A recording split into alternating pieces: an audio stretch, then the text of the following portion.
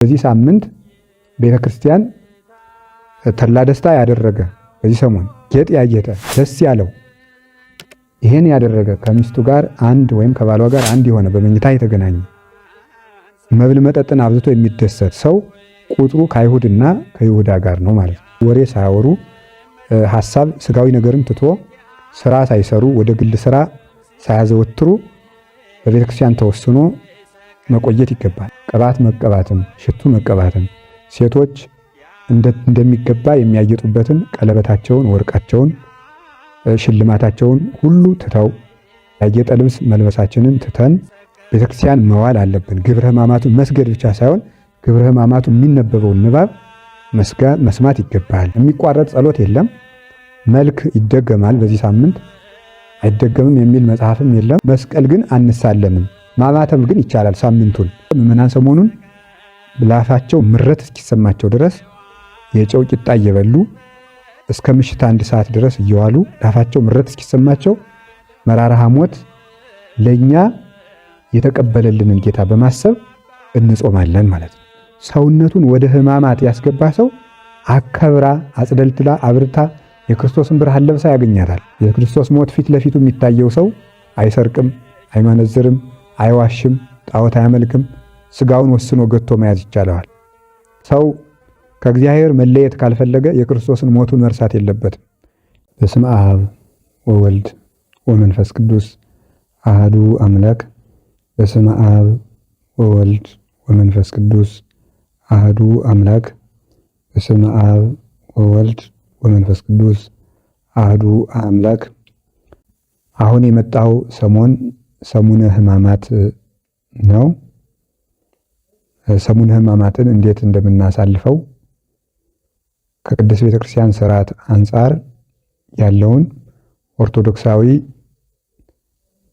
መንገድን ተከትለን ሕማማቱን እንድናከብር ሰሙነ ሕማማትን እንዴት እንደምናስፍ በዚሁ እንነጋገራለን ማለት ነው።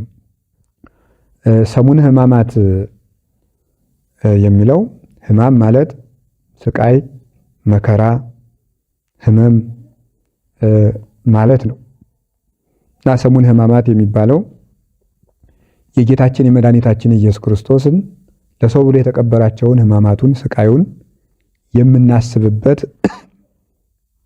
ጊዜ ነው።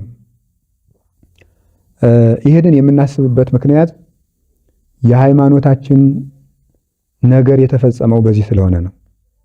ድህነታችን የተከናወነው ርግማን የጠፋልን፣ ሞት ድል የተነሳልን፣ መቃብር የተወገደበት፣ ዲያብሎስ የታሰረበት በክርስቶስ መከራ ስለሆነ ይህንን ማሰብ የክርስትና የመጨረሻውም የመጀመሪያውም የሕይወት ዓላማ ነው።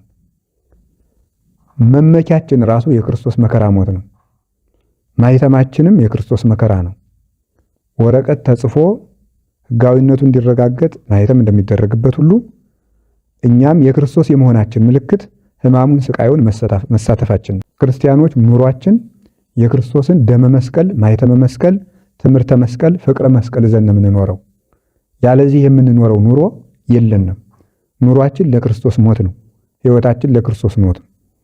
ብንመነኩስ የክርስቶስን ሞት ለማሰብ ነው። ያገቡ ሰዎች ቢያገቡም የክርስቶስን ሞት ለማሰብ ነው። የተጠመቅነው የክርስቶስን ሞት ለማሰብ ነው። ይሄን ስጋ ይሄን ደም ስትበሉ መታሰቢያዬን ታደርጋላችሁ ብሏል። እምንቆርበው ሞቱን ለማሰብ ለኔ ብለህ ተሰቅለህ ስጋህን ቆርሰ ሰጠኸኝ፣ ለኔ ብለህ ተሰቅለህ ደምህን አፍሰ ሰጠኸኝ፣ እኔን ልታጠግበኝ አንተ ተራብክልኝ ብለን ሕማሙን ለማሰብ ነው የምንቆርበው። ወዲህ ስጋው ደግሞ ሕይወት ስለሚሰጠን፣ ወዲህ ደግሞ ሞቱን ማሰብ የፍቅር ምልክት ስለሆነ ነው። ስለዚህ ሃይማኖታችን ነው። ሕማሙን ማሰብ ሃይማኖታችን ነው፣ እምነታችን ነው። ሕማሙን ማሰብ ድህነታችን ነው። ሕማሙን ማሰብ ምልክታችን ነው። የክርስቶስ የሆኑ ሰዎች በክርስቶስ ሕማም ነው የሚታወቁት፣ በክርስቶስ ሞት ነው የሚታወቁት፣ በክርስቶስ ስቃይ ነው የሚታሰቡት። ስለዚህ ሕማሙን የምናስበው መከራ እየተቀበልን ነው። ያ ደግሞ የፍቅር ምልክት ነው። አንድ የድነት ምልክት ነው። ሁለተኛ ሃይማኖት ነው። እሱ ጋር መሞት ነው። ለኛ ያደረገውን ሶስተኛ ፍቅር ነው። እሷ ከእግዚአብሔር የማትለይ እኛን ከእግዚአብሔር የማትነጥል ፍቅር ይችናት ይላል። ምንድናት? ሕማሙን ማሰብ። ፍስሐ ዘይትወዳ ዘቦቱ የማይነጥፍ የማያልቅ ደስታ ያለው የክርስቶስን ሞት ማሰብ የማያልቅ ፍቅር ነው ይላል። የማይፈጸም ፍቅር፣ የማይነጥፍ የደስታ ምንጭ። ክርስቶስ ቤተክርስቲያን መስቀል ላይ ቤተክርስቲያንን መስርቷታል። ደስታን አፍልቋል። ደሙ ሲፈስ ለእኛ ደስታ ፈልቆልናል፣ ድህነት ፈልቆልናል፣ ሕይወት ፈልቆልናል፣ ነፃነት ፈልቆልናል፣ ዘላለማዊ ሕይወት ፈልቆልናል። እና ከእግዚአብሔር የማትለይ ፍቅር ይችን ማሰብ ነው። ሰው ከእግዚአብሔር መለየት ካልፈለገ የክርስቶስን ሞቱን መርሳት የለበትም። የክርስቶስ ሞት ፊት ለፊቱ የሚታየው ሰው አይሰርቅም፣ አይመነዝርም፣ አይዋሽም፣ ጣዖት አያመልክም። ስጋውን ወስኖ ገቶ መያዝ ይቻለዋል። ፍቅር በጎ ነገር ያሰራል። ጌታዬ ይሄን ሁሉ ብሎ ይሄን ሁሉ ነገር የክርስቶስን ፍቅር ማሰብ በመከራ ጊዜ ያስታግሳል። ጌታዬ እንኳን ለማይጠቀምበት እከብር አይል ክቡር እነግሥ አይል ንጉሥ እኔን ለማዳን ይህን ሁሉ መከራ ተቀብሏል። ኃጢአት ሳይኖርበት እኔስ ሲገባኝ ኃጢአት ሲኖርብኝ በዚያውም ላይ ድህነት ላገኝበት ነው ብሎ ትዕግስትን ለመያዝም ይጠቅማል። ተፋቅሮ በሁሉ ያስተኤግስ ፍቅር በሁሉ ያስታግሳል ያለ ቅዱስ ጳውሎስ ይህንን ነው። ሁለተኛ ቆሮንቶስ ምዕራፍ 13 ላይ ሲናገር ፍቅር በሁሉ ያስታግሳል፣ ተፋቅሮ በሁሉ ያስተኤግስ ያስታግሳል። ፍቅር ያስታግሳል። የክርስቶስን ፍቅር ስናየው እኛም ዘመዶቻችን እንችላለን፣ ባይድ እንችላለን፣ ጠላቶቻችን እንወዳለን፣ ባልንጀሮቻችን እንታገሰዋለን። ይህን እንድናደርግ ሁሉ የሚያስችለን ሕማሙን ለማሰብ ነው እና በነቢያትና በሐዋርያት መሰረት ላይ የታነጸች ኤፌሶን ምዕራፍ 2 ቁጥር 20 ላይ እንደተነገረ የማዕዘኗ ራስ ክርስቶስ የሆነላት የተሰናዳች በማሕሌተ መላእክት የምትታጀብ እናታችን ቅድስት ቤተክርስቲያን የተሰናዳችው ቤተክርስቲያን ሕማሙን እንዳንረሳ በዓመት በዓመት ሕማሙን እንድናስብ 5ቱን ቀን የምታደርገን ከፍቅሩ እንዳንነጠል ፍቅሩን እንዳንረሳ ሕማሙም ድህነትን ያደረገልን ስለሆነ የምናምንበትም ስለሆነ ይህንን እንድናስብ ብላ ነው ቤተክርስቲያን። ስናስብም እግዚአብሔር ወደዚህ ዓለም የወረደበትን ምክንያት ማሰብ ይገባናል። ለእኛ የተደረገው ውለታ ማሰብ ይገባናል። እግዚአብሔር እንደሚወደን እርግጠኞች የምንሆነው ምን እንዳደረገልን ስናውቅ ነው እና ሕማሙ የክርስቶስን ውለታ የምናስብበት ጊዜ ነው። ሃይማኖተ አበው ምዕራፍ 16 ከቁጥር 1 ጀምሮ ሲናገር እንዲህ ብሎ ይናገራል። ምንት አጻቆ ለእግዚአብሔር ቃል ይረድ ውስተ ምድር። የእግዚአብሔር አቃላዊ ቃል ወደዚህ ምድር ወርዶ ይመጣ ዘንድ ያተጋው ምንድን ነው? ወይሰገው እምቅድስት ድንግል ማርያም ከቅድስት ድንግል ማርያም ሰው ሆኖ ስጋን ለብሶ ይወለድ ዘንድ ያተጋው ምንድን ነው? ወይ ጠብለል በአጽርቅት በጨርቅ ተጠቅልሎ ትታቀፈው ዘንድ እስከዚህ ድረስ ያደረሰው ምንድን ነው? ወይት ወደይ ውስተ ጎል በበረት ይጣል ዘንድ ያተጋውስ ምንድን ነው? ወይጥቡ አጥባተ እምብሲት ከድንግሊቱ ከመቤታችን ከሴት ወተትን ጡትን ለምኖ ጠብቶ ያድግ ዘንድ ይህን ሁሉ ያተጋው ምንድን ነው? ወይጠመቅ በውስተ ዮርዳኖስ በዮርዳኖስ ለመጠመቅስ ያተጋው ያስገደደው ምንድን ነው? ወይትቃጸቦ ጲላጦስ አላዊ ሕግን የሚተላለፍ ጲላጦስ ይቀጻጸብበት ዘንድ ይሰድበው ዘንድ ያተጋው ምንድን ነው? ወይሰቀል ዲበ ዕፀ መስቀል በመስቀል ይሰቀል ዘንድስ ያተጋው ምንድን ነው? ይትወደይ ውስተ መቃብር በመቃብር 3 መዓልት 3 ሌሊት ተቀብሮ ስኩብ ሆኖ ዓለምን የያዘ አምላክ ይቆይ ዘንድ ያተጋው ምንድን ነው? ወይትነሳ በሳልስት ዕለቱን ልነሳ ሳይልስ በ3ኛው ቀን ሞትን ድል አድርጎ ይነሳ ዘንድ ያተጋው ምንድን ነው ብሎ ይጠይቅና አኮኑ ከመያንስ አነለን ለማሰነ ጠፍተን ሙተን የነበርነውን እኛን ለማንሳት አይደለምን ብሎ ይናገራል። ይህን ሁሉ መከራ የተቀበለው እኛን የጠፋነውን ለመፈለግ የወደቅነውን ለማንሳት ነው። ያንን ለማሰብ ሰሞኑን ሕማማቱን እናስባለን፣ የተደረገልንን ውለታ። ይህንንም ስናስብ ራሳችን ገተን ወስነን ነው። ለመኮንን ኮነንዎ ይላል እለእስክንድሮስ ከዚሁ ቀጥሎ ዝቅ ብሎ ሲናገር በሁሉ የሚፈርደውን ጌታ እሱን ፈረዱበት። ወለዘይፈትህ የማይሰራ ኃጢአት አሰርዎ፣ ሰውን ሁሉ ከኃጢአት ማሰሪያ የሚፈታውን እሱን አሰሩት ይላል። ሰውን ሁሉ ከኃጢአት ማሰሪያ ተሐድገ ለከ ኃጢአትከ፣ ልጄ ኃጢአትህ ተሰረየችልህ፣ ተነስና አልጋህን ተሸክመ ሄድ። ተሐድገ ለኪ ኃጢአትኪ፣ ልጄ ኃጢአትህ ተሰረየችልሽ፣ በነፃ ሂጂ እያለ ኃጣንን ከኃጢአት ማሰሪያ ሲፈታ የነበረውን እሱን ግን በገመድ አሰሩት። ነፃነት ያለው ሲሆን እኛም ሰሞኑን ነፃነት ያለን ስንሆን ነፃነት ከተሰጠን በኋላ መስቀል መሳለምን አቁመን ቅዳሴ ከልክለን ሰውነታችን በጾም አስረን ወሰን ገተን እንኖራለን። መስቀል የማንሳለመው በዚህ ሳምንት ነፃነት ስላልተሰጠ ድነት ስላልተደረገ ሳይሆን እሱ ነፃነት እያለው ነፃነት እንደሌለው እንደ ባሪያ ቅዱስ ጳውሎስ ወነሳ አርአያ ገብር የባሪያን መልክ ይዞ መጣ ብሎ ፊልጵስዩስ ምዕራፍ 2 ላይ እንደተናገረ ቁጥር 8 ላይ ባለጸጋው ድሃ ሆነ የባሪያን መልክ ይዞ መጣ እንዳለ የባሪያን መልክ ይዞ መጣ የተባለው ንጉሥ ስለሆነ ነው። ንጉሥ እሱ የባሪያን መልክ ይዞ የማይታሰረው ታሰረ ነፃነት እያለው እኛም በነፃነት ዘመን ለ5 ቀን መስቀል ሳንሳለም አዝነን ተክዘን ቤተክርስቲያን ፀሐይሏን ጽዋዋን ልብሰ ተክህኖዋን ሁሉ አውጥታ እያዘነች ለፈጣሪዋ ትሰነብታለች። ለኛ ብለህ ሁሉ ኖርክልን።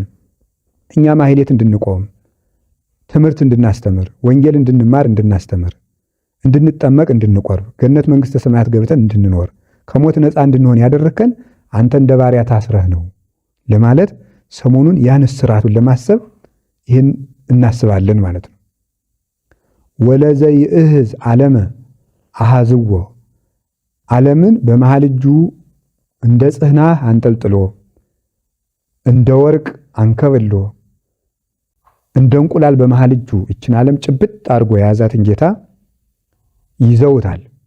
በጥቂት ወታደሮች እንዲያዝ እንዲጋፋ ተደርጓል። በዚህ ጊዜ ቤተክርስቲያን ይህን ለማሰብ ሁሉንም ነገር ትይዘዋለች። ጌታዬ ተይዟል ብላ ቅዳሴውን ያዝ ታደርገዋለች። ማህሌቱን ያዝ፣ ከበሮች ሁሉ ባሉበት እንዲቆሙ ታደርጋቸዋለች። ምዕመናን ስጋቸውን እንዲይዙ እንዲገቱ እንዲወስኑ ታደርጋለች። እስከ 13 ሰዓት ድረስ እስከ ምሽት 1 ሰዓት ድረስ ምዕመናን እንዲጾሙ እንዲጸልዩ እንዲያዝኑ እንዲተክዙ ታደርጋለች። ቅዱስ ጳውሎስ አንደኛ ቆሮንቶስ ምዕራፍ 11 ላይ ለመኮነነ ርዕሰነ ሚተኮነነ፣ በራሳችን ላይ ብንፈርድ ባልተፈረደብንም ነበር እንዳለ ምዕመናን ሰሞኑን በራሳቸው ላይ እንዲፈርዱ ስጋቸውን እንዲገስጹ ጌታም በማቴዎስ ወንጌል ምዕራፍ 11 ላይ ዘአፈቅር ለነፍሱ ለይግድፋ፣ ሰውነቱን የሚወዳት ሰው ካለ ይጣላት ብሏል። ይጣላት የሚለውን በገራይተ መስቀል ሰውነቱን ዘር አድርጎ መስቀልን እርሻ አድርጎ ይጣል ማለት ነው። ይጣል ማለት ሰው እየተነሳ ይውደቅ ማለት አይደለም። ዘር እንዲያፈራ እርሻ ላይ ይጣላል።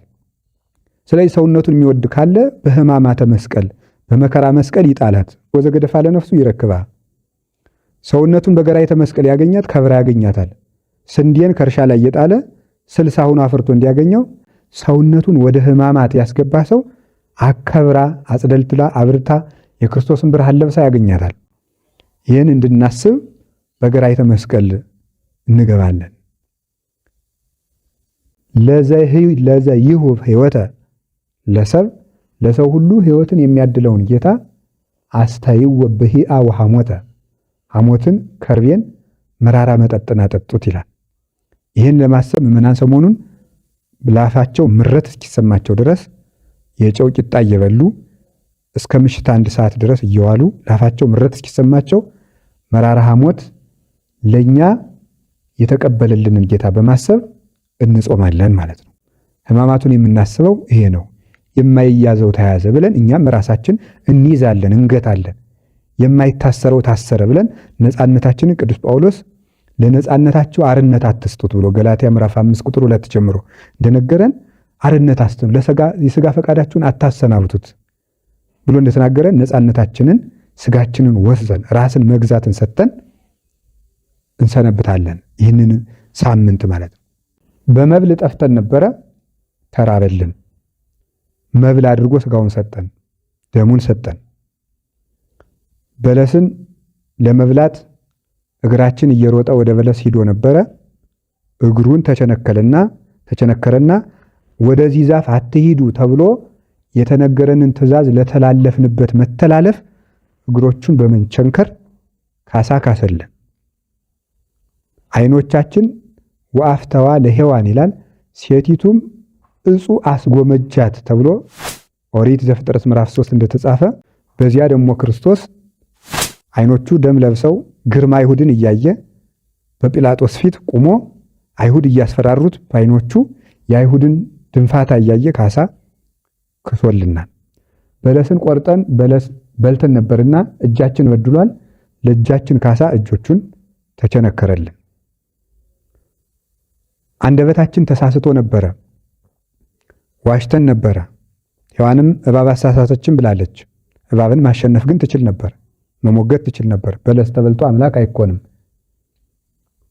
ብሎ መመለስ ስትችል አምናታለች፣ ይህን ተሳስታለች። ኋላ ግን እባብ አሳሳተችን ብላለች። በአንደበታችን ስተን ስለነበረ በአንደበታችን መራራ ሐሞትን ጠጣልን። እሱ ይህን መራራ ሐሞት በመጠጣቱ በለስን ለበላንበት አፍ ካሳ ካሰ፣ ለሆዳችንም ካሳ ካሰ። መራራ ሞትን አስቀራልን፣ ለእኛ ጣዕመ መንግሥተ ሰማያትን ሰጠን። በሆዳችን በለስን በልተን ክፉ አስበን ኃጢአት ሰልጥኖብን ነበር። እሾህ ይብቀልብህ እንደተባል ኦሪት ዘፍጥረት ምዕራፍ 3 ቁጥር 17 ላይ ሶከ ወአሜከላ ለይብቁልከ፣ እሾህና አሜከላ ይብቀልብህ፣ እርግምተ ትኩን ምድር በእንቲአከ፣ ምድር በአንተ ምክንያት የተረገመች ትሁን ተብሎ ተረግሞ ነበር። ምድር የተባለ ሰውነታችን ነው። በሰውነታችን ተረግመን ስለነበረ በሆዳችን የበደልነውን በደል ደረቱን ተቸነከረልን። እሾህ ይብቀልብህ የሚል እርግማን ስለነበረብን ያን እርግማን ለማስወገድ ደግሞ የእሾህ ጉንጉን አክሊለ ሦክ የእሾህ ዘውድ ተሰርቶ በራሱ ላይ ደፋ። እሱ የእሾህ አክሊል ሲደፋ ከኛ ላይ የኃጢአት የእርግማን የሞት እሾህ ተነቅሎ ከኛ ጠፋልን ማለት ነው። ከዚህ በኋላ ሞት ነበረብን። የማይሞተው ሞተ ዘኢይመውት ሞተ ከመ ይስዓሮ ለሞት ሞተ ከመ ያሕዮሙ ለሕሙማን ብሎ ቅዱስ ዲዮስቆሮስ በቅዳሴው እንደተናገረ የማይሞተው ሞተ፣ ሙታንን ያድናቸው ዘንድ ሞተ፣ ሞትን ይሽረው ዘንድ ሞተ። ሞት ከኛ ርስት ነበረው። የሞት ርስቱ ኃጢአት ነው። የኃጢአት ደመወዙ ሞት ነው እንዳለ ቅዱስ ጳውሎስ ሮሜ 6 ላይ የኃጢአት ደመወዙ ሞት ነው። ስለዚህ የኃጢአታችን ደመወዝ ሞት ነበረብን። ሞት ግን ከክርስቶስ ርስት የለውም፣ ኃጢአት የለበትምና ሞት ወደሌለበት ወደ እሱ በቀረበ ጊዜ ሞት በመሸነፍ ተያዘ። ቅዱስ ጳውሎስ አይቴ ቀኖትከ ሞት፣ ሞት ሆይ መውጊያ ወዴት አለ እንዳለ የሞትን መውጊያ አሸነፈልን። የማይሞተው ሲሞት ሞት በሚገባን በእኛ ላይ የሰለጠነው ያ ሞት ከኛ ተነቅሎ ዕዳ የለብንም። አሁን ከዚህ በኋላ የማይሞተው ስለሞተ እኛ የኃጢአት ደመወዝ ስለነበረብን መሞት ነበረብን። እሱ ግን ሞት ሳይኖርበት ስለሞተ የሞት ዕዳ የሌለበት ሲሞት የሞት ዕዳ ያለብን እኛ ከሞት ነፃ ሆንን ማለት ነው። አሁን ሞት እኛ ላይ ርስት የለውም፣ ዕዳ የለውም፣ ከኛ ላይ የሚከፈለው ነገር የለውም። ክርስቶስ ከፍሎታልና ራሳችን ወደን ፈቅደን ለኃጢአት ካልተገዛን የሞት ልጆች ካልሆንን በስተቀር ይህንን ለማሰብ ነው ሕማማትን የምናስበው። ቀን እሁድ ሆሳዕና ይባላል። ሰኞ አንጽሖተ ቤተ መቅደስ ይባላል። ቤተ መቅደስን በጅራፍ ላነጻበት ቀን መታሰቢያ ነው። ማክሰኞ የትምህርት ቀን ይባላል። ጌታ ሰፊ ትምህርት ያስተማረበት ቀን ነው። ረቡዕ ምክረ አይሁድ ነው። አይሁድ የተማከሩበት ነው። ሐሙስ ጸሎተ ሐሙስ ነው። ጌታ አብዝቶ የጸሎተ ሐሙስ ዕለት የጸለየበት ጊዜ ነው። እየሰገደ አባቴ ይህች ጽዋ ከኔ ትለፍ እያለ የሞት ጽዋ ከኛ እንዲያልፍ እሱ የሞት ጽዋ ከኔ ትለፍ እያለ የማይፈራው ፈርቶ ቅዱስ ሳዊሮስ እንደተናገረ ሰውሰ ይፈራ እግዚእነ ሚታተተ ፍርሃት ምኔነ፣ እሱ ባይፈራ ኑሮ ፍርሃት ከኛ ባራቀልን ነበር። ፍርሃታችን በፍርሃት ካሰልን፣ መሸሻችን በመሸሽ ካሰልን፣ ለቅሷችንን በለቅሶ ካሰልን፣ እየወደቀ እየተነሳ ውድቀታችንን አስወገደ። ከጸጋ ተራቁተን ነበረ፣ እርቃናችንን ከደነ። ተጠምተን ነበር፣ ተጠማው ብሎ ካሰልን። ነፍሳችን በሞት ተቸንክራ ትኖር ነበር፣ ተቸነከረ፣ ተሰቀለልን። ሞትን በመስቀሉ ሰቀለው፣ ዲያብሎስን አጠፋው። ቆላሲስ ምዕራፍ 2 ቁጥር 14 ላይ ወበመስቀሉ ቀተሎ ለጽል፣ በመስቀሉ ጥልን አጠፋ አፈረሰ እንዳለ የጥል ባለቤት የሆነው ዲያብሎስን ጠርቆ ከመንገዱ አስወግዶታል። ከዚህ በኋላ ለልጆቹ በር ከፍቶ መስቀልም ምርኩዝ አድርጎ ሰጥቶን በመስቀሉ ምርኩዝነት ገሃነመ እሳትን እንድንሻገር የሕይወት በር ከፍቶልናል። የንስሐ በር ከፍቶልናል። በፈያታዊ ዘይማን በኩል ይቅርታውን ሰጥቶናል። ቤተክርስቲያንን መስርቶልናል። በጦር ተወግቶ ቤተክርስቲያንን ሙሽራውን መስርቷታል። ከጎኑ በፈሰሰ ውሃ እንጠመቃለን። ከጎኑ በፈሰሰ ደም እንቆርባለን። እንዲህ አድርጎ በጥምቀት በውሃው አጥምቆ በደሙ ቀድሶ አቁርቦ ልጆቹ ገንዘቦቹ አድርጎ ዓለምን ሁሉ ገንዘቡ አደረገ። የጠፋውን አገኘ፣ የዛገውን አጠራ፣ የሞተውን አደነ። ክርስቶስ ለዓለም ድህነትን ሰጠ። ሕማማት የተባለበት ምክንያት ለዚህ ነው። በሕማማተ ሥጋሁ ቤዘወነ ስላለ በሥጋው ሕማም አዳነን። ሕያው ሁኖ ሳለ የማይሞተው ሞተ። ሰው በሥጋው እየተራበ በነፍሱ አይራብ። በሥጋው እየታሰረ ነፍሱ አትታሰርም። አንድ ሰው በእስር ቤት ታስሮ ተወስኖ ነፍሱ ግን በህሊናዋ ሌላ ሀገር ደርሳ ትመጣለች። ስለዚህ ሰው በአንድ ቦታ ተወስኖ በልቡ ግን ያልተወሰነ ይሆናል። ክርስቶስም በሥጋው ሙቷል፣ በመለኮቱ ግን ሕያው ነው። ሞተ በሥጋ ወሐይወ በመንፈስ እንዲህ ቅዱስ ጴጥሮስ አንደኛ ጴጥሮስ ምዕራፍ 3 ቁጥር 17 ላይ ሞተ በሥጋ ሞተ፣ በመለኮት ግን በመንፈስ ግን ሕያው ነው ብሎ እንደተናገረ ሰው በሥጋው አንቀላፍቶ ተኝቶ ነፍሱ ግን ታልማለች። ስለዚህ ሰው በሥጋው ይሞታል፣ በነፍሱ አልሞተም። አንዱ ሰው ራሱ ምውት ሕያው ሆኗል ማለት ነው። ክርስቶስ አንድ አካል ነው፣ ሕያው ነው፣ ሙት ነው። አባቱ ጋር በዘባነ ኪሩብ ይሰለሳል፣ ይቀድሳል። ከዚህ ደግሞ ከኛ ጋር በመቃብር ይቀበራል፣ ይገነዛል። ሁሉ አደረገ። ይህን ላደረገ ጌታ ሰሞኑን በሕማማት እናስብ። ቅዱስ ሳምንት ናት ይች ሕማማት፣ ቅዱስ ሳምንት ዓለም ነፃ የወጣባት ሳምንት ናት። ይችን ለማሰብ ተድላ ደስታን ትቶ ቅባት መቀባትን፣ ሽቱ መቀባትን፣ ሴቶች እንደሚገባ የሚያጌጡበትን ቀለበታቸውን፣ ወርቃቸውን፣ ሽልማታቸውን ሁሉ ትተው ያጌጠ ልብስ መልበሳችንን ትተን ጌታዬ ለኛ እንደገና ወደ ኦሪት ተመለስን ወደ ጨለማው ሄድን ማለት አይደለም። ይሄ ሁሉ ሳለ ይህን ሁሉ መከራ ተቀበልክ ብለን ሞቴን አስቡ ብሎ ማቴዎስ 26:26 እንደነገረን ሞቱን ለማሰብ ሕማሙን ለማሰብ ፍቅሩን ለማሰብ ቤተክርስቲያን ይህን ሁሉ ስታውቅ ታደርገዋለች።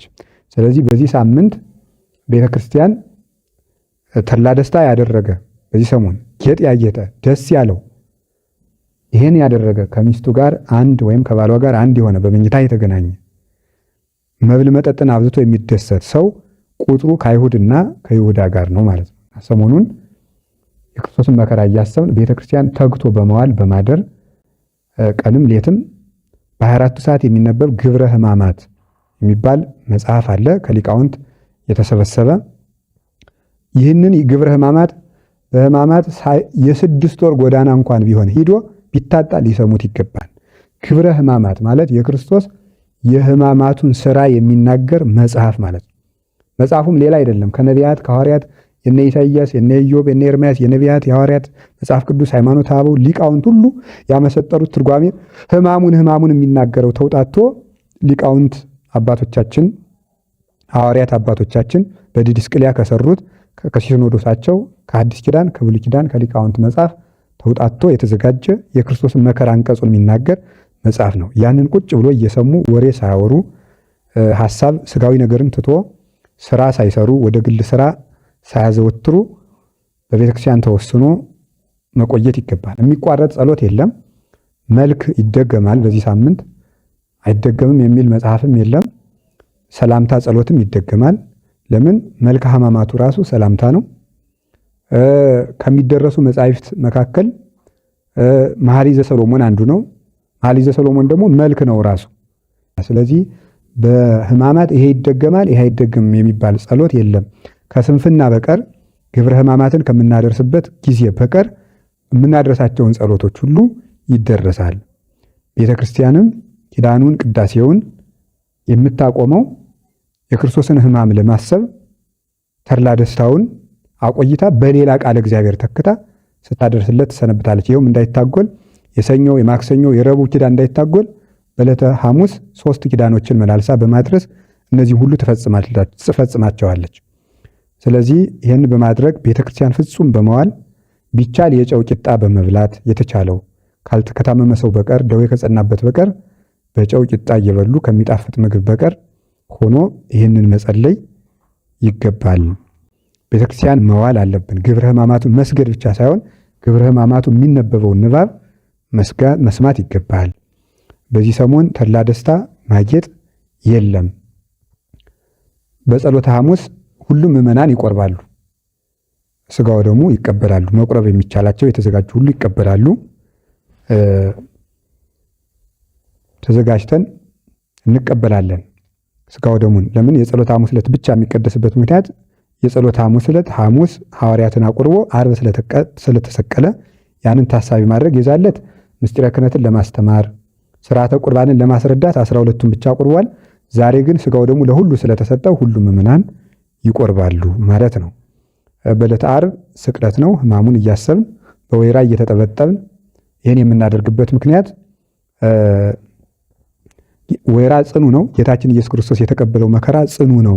ከበረከተ መከራ አሳትፈኝ፣ ቅዱስ ጳውሎስ በሕማሙም በሞቱም ልመስለው እወዳለሁ ብሎ ፊልጵስዩስ ምዕራፍ 3 ቁጥር 11 ላይ እንደነገረን ሞቱን በሚመስል ሞት ለመሳተፍ ወይራ እየተጠበጠብን ኃጢአታችን እየተናዘዝን እንፈጽመዋለን።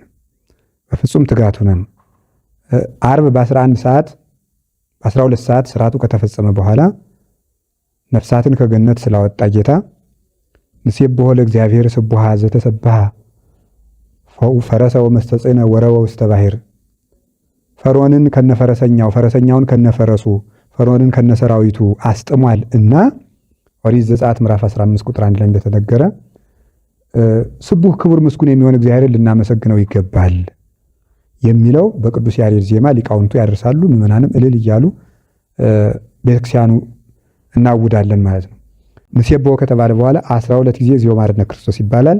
በእንተ እግዝእትነ ማርያም መሐረነ ክርስቶስ ይባላል። ይህ ምክንያት ይቅርታውን የሰጠን በእመቤታችን ስጋ ተገልጦ ስለሆነ ለመጥፋታችን ሔዋን ምክንያት ሆነች ካልን ለመዳናችን ማርያም ምክንያት ሆነች የማንልበት ምንም ምክንያት የለንም አይምሯችን ካላጣን በስተቀር። ስለዚህ በእንተ እግዝእትነ ማርያም መሐረነ ክርስቶስ ብለን 12 ጊዜ መጨረሻ ላይ እግዚአብሔር ይፍታ ይባላል ዓርብ ማታ።